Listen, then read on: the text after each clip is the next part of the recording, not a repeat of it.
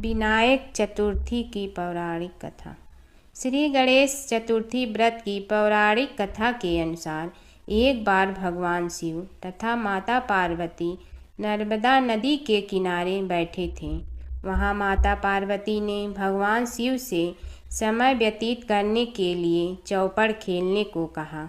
शिव चौपड़ खेलने के लिए तैयार हो गए, परंतु इस खेल में हार जीत का फैसला कौन करेगा, यह प्रश्न उनके समक्ष उठा तो भगवान शिव ने कुछ तिनके एकत्रित कर उसका एक पुतला बनाकर उसकी प्राण प्रतिष्ठा कर दी और पुतले से कहा, बेटा, हम चौपड़ खेलना चाहता हूँ, परंतु हमारी हार जीत का फैसला करने वाला कोई नहीं है, इसलिए तुम बताना कि हम दोनों में से कौन हारा और कौन जीता।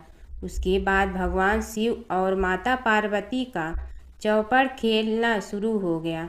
यह खेल 3 बार खेला गया और संयोग से तीनों बार माता पार्वती ही जीत गईं। खेल समाप्त होने के बाद बालक से हार जीत का फैसला करने के लिए कहा गया तो उस बालक ने महादेव को विजयी बताया। यह सुनकर माता पार्वती क्रोधित हो गई और क्रोध में उन्होंने बालक को लंगड़ा होने, कीचड़ में पड़े रहने का श्राप दे दिया। बालक ने माता पार्वती से माफ़ी मांगी और कहा कि यह मुझसे अज्ञानतावश ऐसा हुआ है, मैंने किसी द्वेष भाव में ऐसा नहीं किया है।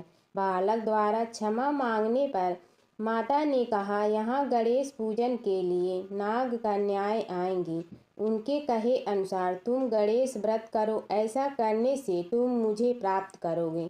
यह कहकर माता पार्वती शिव के साथ कैलाश पर्वत पर चली गईं।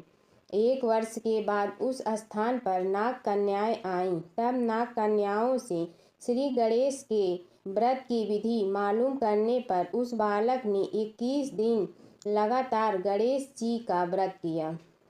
उसकी श्रद्धा से गणेश जी प्रसन्न हुए। उन्होंने बालक को मनोवांछित फल मांगने के लिए कहा। उस पर उस बालक ने कहा, हे विनायक, मुझ में इतनी शक्ति दीजिए कि मैं अपने पैरों से चलकर अपने माता पिता के साथ कैलाश पर्वत पर पहुंच सकूं और वे यह देख प्रसन्न हों। तब बालक को वरदान देकर श्री गणेश अंतर ध्यान हो गए। इसके बाद वह बालक कैलाश पर्वत पर पहुंच गया और कैलाश पर्वत पर पहुंचने की अपनी कथा उसने भगवान शिव को सुनाई। चौपड़ वाले दिन से माता पार्वती शिव जी से विमुख हो गई थी, अतः देवी के रुष्ट होने पर भगवान शिव ने भी बालक के बताए अनुसार 21 दिनों तक श्री गणेश का व्रत किया।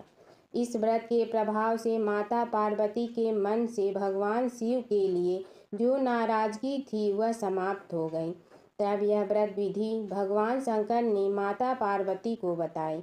यह सुनकर माता पार्वती के मन में भी अपने पुत्र कार्तिकेय से मिलने की इच्छा जागृत हुई।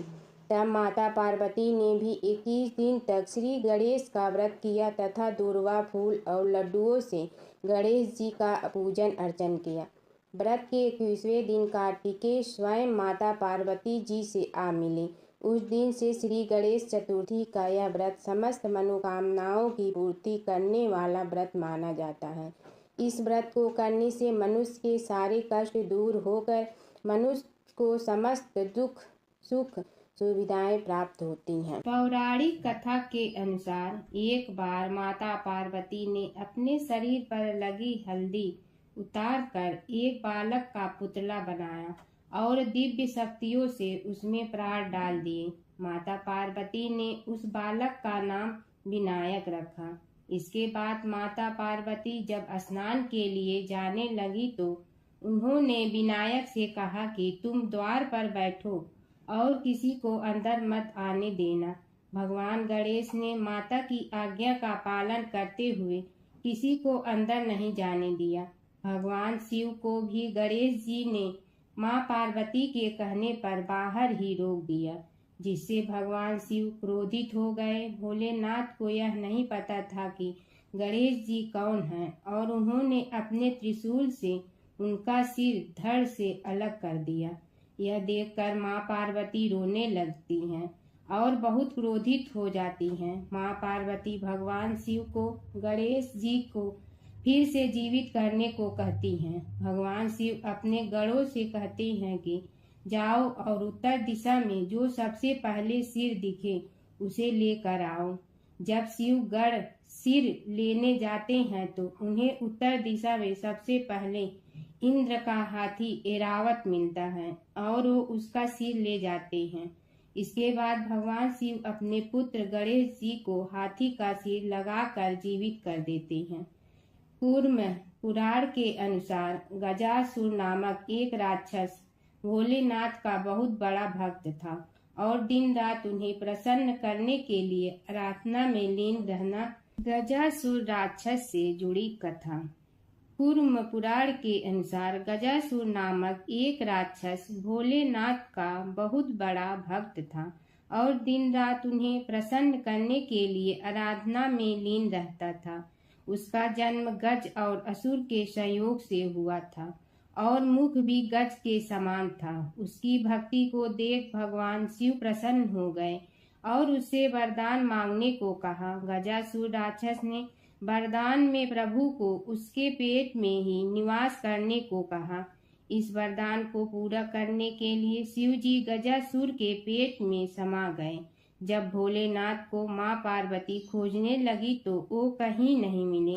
उन्होंने विष्णु जी को भोलेनाथ का पता लगाने को कहा और भगवान विष्णु ने अपनी लीला दिखाई और भगवान विष्णु ब्रह्मा जी और नंदी गजासुर के महल में नाचने के लिए गए। नंदी का अद्भुत नृत्य देखकर गजासुर बहुत प्रसन्न हो गया और नंदी को वरदान मांगने को कहा। फिर नंदी महाराज ने अपनी चतुराई से भोलेनाथ को मांग लिया। गजासुर समझ गया कि उसके महल में स्वयं भगवान पधारे हैं और उसे अपना वचन निभाना पड़ा। गजासुर के वचन पूरा करने से भगवान विष्णु प्रसन्न हुए और उसे वरदान दिया कि समय आने पर उसे ऐसा मान सम्मान मिलेगा कि लोग तुम्हारी पूजा करेंगे। जब भोले बाबा ने गणेश भगवान का सिर काटा था तब श्री हरि ने गजासुर का ही शीश काट कर लगाने को दिया था और ऐसे भगवान गणेश के धड़ पर एक हाथी का सिर लग गया और गजासुर के मुख को वो सम्मान मिला जिसका वचन श्री हरि ने दिया था। कथा। एक समय की बात है कि विष्णु भगवान का विवाह लक्ष्मी जी के साथ निश्चित हो गया। विवाह की तैयारी होने लगी। सभी देवताओं को निमंत्रण भेजे गए परंतु गणेश जी को निमंत्रण नहीं दिया। कारण जो भी रहा हो, अब भगवान विष्णु की बारात जाने का समय आ गया। सभी देवता अपनी पत्नियों के साथ विवाह समारोह में आए। उन सब ने देखा कि गणेश जी कहीं दिखाई नहीं दे रहे हैं। तब वे आपस में चर्चा करने लगे कि क्या गणेश जी को कोई न्योता नहीं दिया है या स्वयं गणेश जी ही नहीं आए हैं। सभी को इस बात पर आश्चर्य होने लगा। तभी सब ने विचार किया कि विष्णु भगवान से ही इसका कारण पूछा जाए। विष्णु भगवान से पूछने पर उन्होंने कहा कि हमने गणेश जी के पिता भोलेनाथ महादेव को न्योता भेजा है। यदि गणेश जी अपने पिता के साथ आना चाहते हैं तो आ जाते। अलग से न्योता देने की कोई आवश्यकता भी नहीं थी। दूसरी बात यह है कि उनको 1.25 मन मूंग, 1.25 मन चावल, 1.25 मन घी और 1.25 मन लड्डू का भोजन दिन भर में चाहिए। यदि गणेश जी नहीं आएंगे तो कोई बात नहीं। दूसरे के घर जाकर इतना सारा खाना पीना अच्छा भी नहीं लगता। इतनी वार्ता कर ही रहे थे कि किसी एक ने सुझाव दिया, यदि गणेश जी आ भी जाए तो उनके द्वारपाल बनाकर बैठा देंगे कि आप घर की याद रखना। आप तो चूहे पर बैठकर धीरे धीरे चलोगे तो बारात से बहुत पीछे रह जाओगे। यह सुझाव भी सबको पसंद आ गया तो विष्णु भगवान ने भी अपनी सहमति दे दी। होना क्या था कि इतने में गणेश जी वहां आ पहुंचे और उन्हें समझा बुझा कर घर की रखवाली करने बैठा दिया गया। बारात चल रही थी तब नारद जी ने देखा कि गणेश जी तो दरवाजे पर ही बैठे हुए हैं। तो वे गणेश जी के पास गए और रुकने का कारण पूछा। गणेश जी कहने लगे कि विष्णु भगवान ने मेरा बहुत अपमान किया है। नारद जी ने कहने लगे कि अपनी मूसक देना को आगे भेज दे तो वह रास्ता खोद देगी, जिससे उनके वाहन धरती में धंस जाएंगे। तब आपको सम्मान पूर्वक बुलाना पड़ेगा। अब तो गणेश जी ने अपनी मूसक सेना जल्दी से आगे भेज दी और सेना ने जमीन पोली कर दी। जब बारात वहां से निकली तो रथों के पहिए धरती में धंस गए। लाख कोशिश करे परंतु पहिए नहीं निकले। सभी ने अपने अपने उपाय किए परंतु पहिए तो नहीं निकले, बल्कि जगह जगह से टूट गए। किसी की समझ में नहीं आ रहा था कि अब क्या किया जाए। तब तो नारद जी ने कहा, आप लोगों ने गणेश जी का अपमान करके अच्छा नहीं किया। यदि उन्हें मना कर लाया जाए तो आपका कार्य सिद्ध हो सकता है और यह संकट टल सकता है। शंकर भगवान ने अपने दूत नंदी को भेजा और वे गणेश जी को लेकर आए। गणेश जी का आदर सम्मान के साथ पूजन किया। तब कहीं रथ के पहिए निकले। अब रथ के पहिए निकल के परंतु टूट फूट गए तो उन्हें सुधारे गए। पास के खेत में खाती काम कर रहा था, उसे बुलाया गया। खाती अपना कार्य करने के पहले श्री गणेशाय नमः कहकर गणेश जी की वंदना मन ही मन करने लगा। देखते ही देखते खाती ने सभी पहियों को ठीक कर दिया। तब खाती कहने लगा कि हे देवताओं, आपने सर्वप्रथम गणेश जी को नहीं मनाया होगा और न ही उनकी पूजन की होगी, इसीलिए तो आपके साथ यह संकट आया है। हम तो मूर्ख अज्ञानी हैं, फिर भी पहले गणेश जी को पूजते हैं, उनका ध्यान करते हैं। आप लोग तो देवतागण हैं, फिर भी आप गणेश जी को कैसे भूल गए। अब आप लोग भगवान श्री गणेश जी की जय बोल कर जाएं तो आपके सब काम बन जाएंगे और संकट कट जाएंगे। ऐसा कहते हुए बारात वहां से चल दी और विष्णु भगवान को लक्ष्मी जी के साथ विवाह संपन्न करा के सभी सकुशल घर लौट आए। हे गणेश जी महाराज, आपने विष्णु को जैसे कारज सारियो ऐसे कारज सबको सिद्ध कर जो। बोलो गजानन भगवान की जय। एक समय की बात है, एक भाई बहन रहते थे। बहन का नियम था कि वह अपने भाई का चेहरा देखते ही खाना खाती थी। हर रोज वह सुबह उठती थी और जल्दी जल्दी सारा काम करके अपने भाई का मुंह देखने के लिए उसके घर जाती थी। एक दिन रास्ते में एक पीपल के नीचे गणेश जी की मूर्ति रखी थी। उसने भगवान के सामने हाथ जोड़कर कहा कि मेरे जैसा अमर सुहाग और मेरे जैसा अमर पीहर सबको दीजिए। यह कहकर वह आगे बढ़ जाती है। जंगल के झाड़ियों के कांटे उसके पैरों में चुभा करते थे। एक दिन भाई के घर पहुंची और भाई का मुंह देखकर बैठ गई तो भाभी ने पूछा, पैरों में क्या हो गया है। यह सुनकर उसने भाभी को जवाब दिया कि रास्ते में जंगल के झाड़ियों के गिरे हुए कांटे पांव में चुभ गए हैं। जब वह वापस अपने घर आ जाए तब भाभी ने अपने पति से कहा कि रास्ते को साफ करवा दो, आपकी बहन के पांव में बहुत सारे कांटा चुभ गए हैं। भाई ने तब कुल्हाड़ी लेकर सारी झाड़ियों को काटकर रास्ता साफ कर दिया, जिससे गणेश जी का स्थान भी वहां से हट गया। यह देखकर भगवान गुस्सा हो गए और उसके भाई के प्राण हर लिए। लोग अंतिम संस्कार के लिए जब भाई को ले जा रहे थे तब उसकी भाभी रोते हुए लोगों से कही, थोड़ी देर रुक जाओ, उसकी बहन आने वाली है। वह अपने भाई का मुंह देखे बिना नहीं रह सकती है, उसका यह नियम है। तब लोगों ने कहा, आज तो देख लेगी पर कल कैसे देखेगी। रोज दिन की तरह बहन अपने भाई का मुंह देखने के लिए जंगल में निकली। तब जंगल में उसने देखा कि सारा रास्ता साफ किया हुआ है। जब वह आगे बढ़ी तो उसने देखा कि सिद्धि विनायक को भी वहां से हटा दिया गया है। तब उसने जाने से पहले गणेश जी को एक अच्छे स्थान पर रखकर उन्हें स्थान दिया और हाथ जोड़कर बोली, भगवान, मेरे जैसा अमर सुहाग और मेरे जैसा अमर पीहर सबको देना। और फिर बोलकर आगे निकल गई। भगवान सोचने लगे, अगर इसकी नहीं सुनी तो हमें कौन मानेगा, हमें कौन पूजेगा। तब सिद्धि विनायक ने उसे आवाज दी, बेटी इस खेजड़ी की 7 पत्तियां लेकर जा और उसे कच्चे दूध में धोकर भाई के ऊपर छींटा मार देना, वह उठकर बैठ जाएगा। यह सुनकर जब पीछे मुड़ी तो वहां कोई नहीं था। फिर वह यह सोचने लगी कि ठीक है, जैसा सुना वैसा कर लेती हूँ। फिर वह 7 खेजड़ी की पत्तियां लेकर अपने भाई के घर पहुंची। उसने देखा वहां कई लोग बैठे हुए हैं।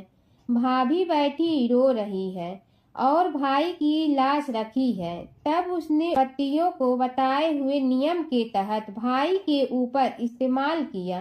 तब भाई उठकर बैठ गया। भाई बोला बहन से, मुझे बहुत ही गहरी नींद आ गई थी। तब बहन बोली, यह नींद किसी दुश्मन को भी न आए, और उसने सारी बात अपने भाई को बता दी। पौराणिक कथा के अनुसार एक समय की बात है, गणेश जी अपने दोनों हाथों में 2 कटोरी लेकर पृथ्वी पर भ्रमण कर रहे थे। एक कटोरी में दूध था तो वहीं दूसरे कटोरी में कच्चे चावल थे। दोनों कटोरियां काफी छोटी थी, लिहाजा दूध और चावल बहुत ही कम थे। गणेश जी ने पृथ्वी पर कई लोगों से खीर बनाने का आग्रह किया, लेकिन सभी ने मना कर दिया, क्योंकि जरा सी मुट्ठी चावल और थोड़े से दूध से खीर बनना संभव नहीं था। तभी श्री गणेश एक बुढ़िया के दरवाजे पर पहुँचे। बूढ़ी अम्मा खीर बनाने के लिए मान गई। तब गणेश जी ने बूढ़ी अम्मा से 2 बोर लाने को कहा। अम्मा ने कारण पूछा तो गणेश जी ने कहा कि इन दोनों कटोरी में मौजूद दूध और चावल को बोर में खाली करना है, ताकि बोरा भर कर खीर बन सके, जिससे पूरा गांव इस खीर का सेवन कर सके। बूढ़ी अम्मा ये बात सुनकर चौंक गई और बोली कि यह तो संभव ही नहीं है कि जरा से दूध और चावल से बोरा भर जाए। लेकिन फिर गणेश जी के कहने पर वह 2 बोरे ले आई और उन चावल और दूध को उन बोरों में डाल दिया। इसके बाद बोरे चावल और दूध से भर गए, जिसे देख बुढ़िया हैरान रह गई। इसके बाद उन्होंने खीर बनाना शुरू किया। बूढ़ी अम्मा खीर बनाकर गांव वालों को बुलाने के लिए जाने लगी और गणेश जी से बोली कि आप स्नान कर लीजिए, मैं आपको भोग लगाकर ही गांव में खीर बांटूंगी। इसके बाद गणेश जी स्नान के लिए चले गए और दूसरी तरफ बूढ़ी अम्मा गांव वालों को बुलाने के लिए चली गई कि तभी बुढ़िया की बहू आई। बूढ़ी अम्मा की बहू गर्भवती थी, इसलिए खीर देखकर उसका मन ललच गया और उसने सबसे पहले खीर खा ली। के बाद जब गणेश जी स्नान करके आए तब तक अम्मा भी अपने घर आ चुकी थी और उन्होंने जैसे ही गणेश जी को भोग लगाने के लिए खीर निकाला, तब गणेश जी ने भोग लगाने से मना कर दिया। अम्मा ने कारण पूछा, तब उन्होंने बताया कि माई खीर का भोग तो पहले ही लग गया है। गणेश जी ने कहा, ये खीर किसी और ने नहीं बल्कि तुम्हारी बहू ने ही खाई है। यह जान अम्मा को बहुत दुख हुआ और बहू को उदास मन से देखने लगी। तब श्री गणेश ने बुढ़िया को समझाया कि खीर नवजात बालक ने खाई है। गर्भवती माँ द्वारा खीर खा लेने से भोग गणेश जी को ही लगा है, क्योंकि गर्भ में पल रहा बालक सबसे शुद्ध और पवित्र माने जाते हैं। इसके बाद बुढ़िया ने गांव के सभी लोगों को खीर खिलाई, साथ ही गणेश जी ने भी खीर खाई। कहते हैं जिस दिन यह घटना हुई उस दिन चौथ थी। यही वजह है कि चौथ के दिन एक कथा जरूर सुनी जाती है। गणेश चौथ व्रत कथा के अनुसार एक समय रावण ने स्वर्ग के सभी देवताओं को जीत लिया। वह संध्या करते हुए बाली को पीछे से जाकर पकड़ लिया।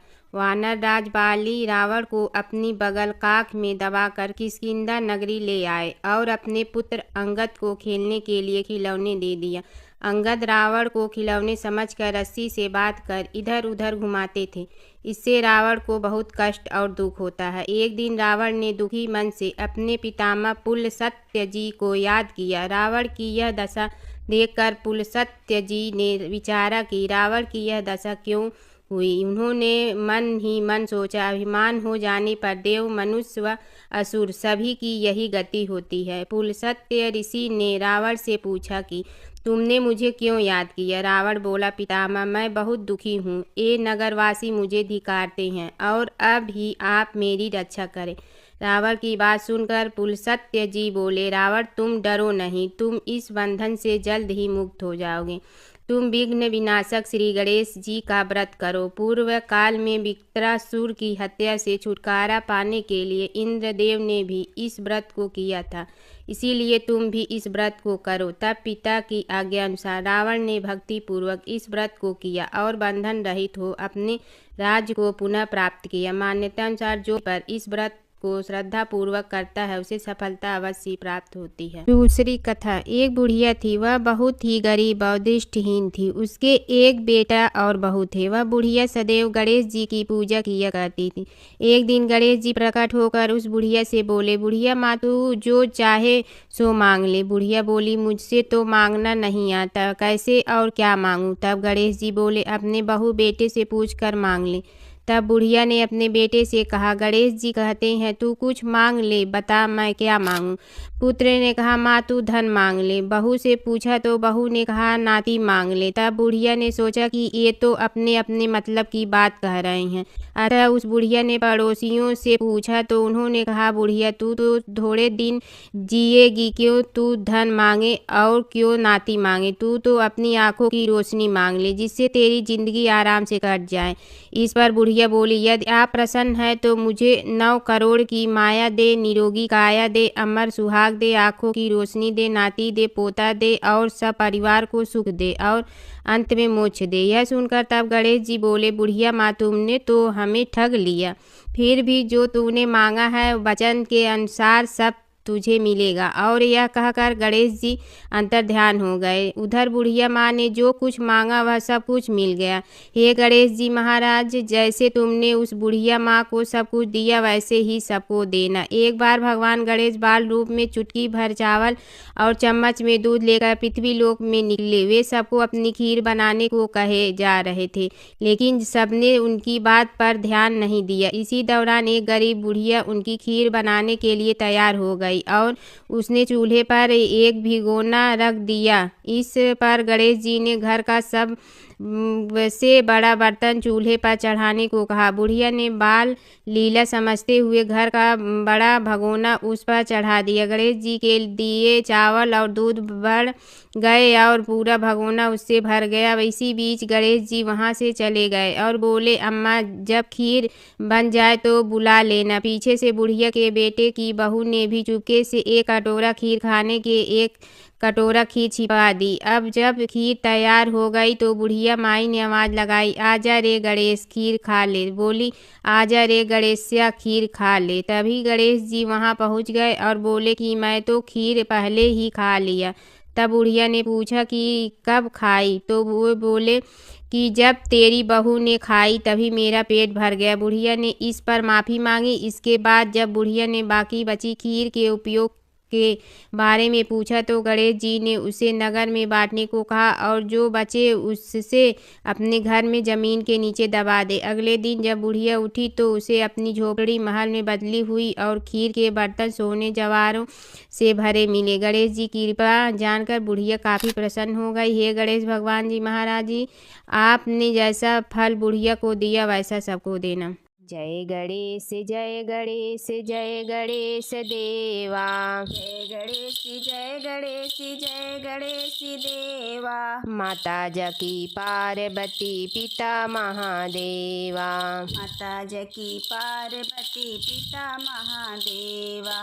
एक दंत दयावंत चार भुजाधारी, एक दंत दयावंत चार भुजाधारी। सवारी। मस्तक सिंदूर सोहे मूस की सवारी। मस्तक सिंदूर सोहे मूस की सवारी। जय गणेश जय गणेश जय गणेश देवा।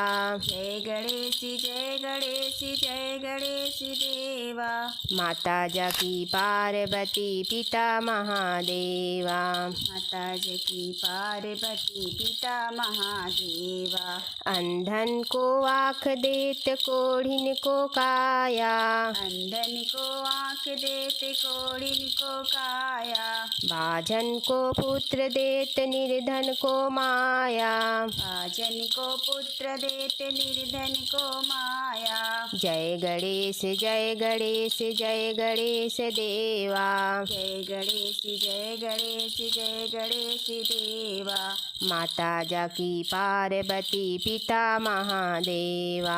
माता जकी पार्वती पिता महादेवा। हार चढ़े फूल चढ़े और चढ़े मेवा। हार चढ़े फूल चढ़े और चढ़े मेवा। लड्डुअन का भोग लगे संत करे सेवा। लड़ुअन का भोग लगे संत करे सेवा। जय गणेश जय गणेश जय गणेश देवा। जय गणेश जय गणेश जय गणेश देवा। माता जकी पार्वती पिता महादेवा। माता जकी पार्वती पिता महादेवा। दीनन की लाज रखो शंभु सुतवारी। दीनन की लाज रखो शंभु सुतवारी। कामना को पूरा करो जग बलिहारी। कामना को पूरा करो जग बलिहारी। जय गणेश जय गणेश जय गणेश देवा। जय गणेश जय गणेश जय गणेश देवा। माता जकी पार्वती पिता महादेवा। माता जकी पार्वती पिता महादेवा।